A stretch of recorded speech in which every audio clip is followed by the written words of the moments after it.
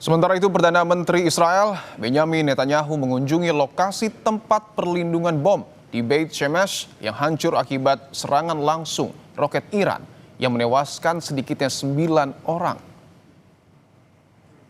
Netanyahu berada di balik garis pengamanan, memeriksa kerusakan, dan berbicara dengan para pejabat di lokasi kejadian. Netanyahu mengecek bekas serangan Iran usai IRGC mengatakan mereka telah menyerang kantor Perdana Menteri Benjamin Netanyahu.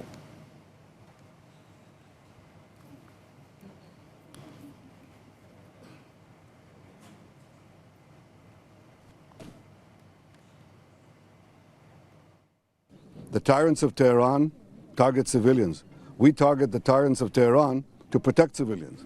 I've said for many years that they threaten not only Israel and not only America. And if this regime, this terrorist regime of the kind we've never seen in the world, if they get nuclear weapons and the means to deliver them, ballistic missiles, intercontinental ballistic missiles, they will threaten all of humanity.